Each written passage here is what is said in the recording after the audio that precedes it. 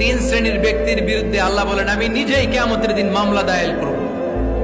I will be against them in the day of judgment. Three categories of people I will be against them in the day of judgment. তিন শ্রেণীর লোক কিয়ামতের দিন তারা ছাড় পাবে না। আল্লাহ বলেন আমি নিজেই তাদের বিরুদ্ধে মামলা দায়ের করব। এর মধ্যে এক শ্রেণীর লোক হচ্ছে রাজুলুন ইস্তাআজারা জিরান ফাস্তাউফা মিনহু ওয়া লাম ইউতি আজরা। একজন শ্রমিক ভাড়া করে তার কাছ থেকে কাজ নিয়েছে কিন্তু তার পারিশ্রমিক আদায় করে নাই। এরকম আছে না নাই? দাপট দেখায় ইউনিভার্সিটির ক্যান্টিন গুলোতে, ইউনিভার্সিটির ক্যান্টিনে যে খায় মাগার বিল দেয় না, এরকম টাকায় দাসরা নাই। চায়ের দোকানে চা খায় পরে দিমু বিল দেয় না, আছে না নাই? দোকানে যে পণ্য কিনে বিল দেয় না, পরে দিমু, আছে না নাই? কিয়ামতের দিন আল্লাহ তোর এই মাস্তানি ছুটাবে, চিল্লা এখন ঠিক কিনা?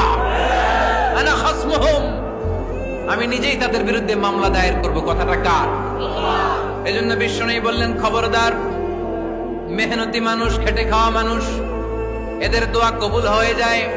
আতুল আজিরা আজরাহু ক্বাবলা আন ইয়াজিফা আরাকুহু। খবরদার, বিশ্বনবী বললেন শ্রমিকের ঘাম শুকিয়ে যাওয়ার আগে তাদের পারিশ্রমিক মিটিয়ে দাও। বিশ্বনবীর বিখ্যাত হাদিস, আতুল আজিরা আজরাহু ক্বাবলা আন ইয়াজিফা আরাকুহু। শ্রমিকের ঘাম মাটিতে লাগার আগে, শুকিয়ে যাওয়ার আগে তাদের পারিশ্রমিক মিটিয়ে দাও। কেননা তারা যদি বদদোয়া করে তোমার জীবনকে জাহান্নাম বানিয়ে দিবে কে?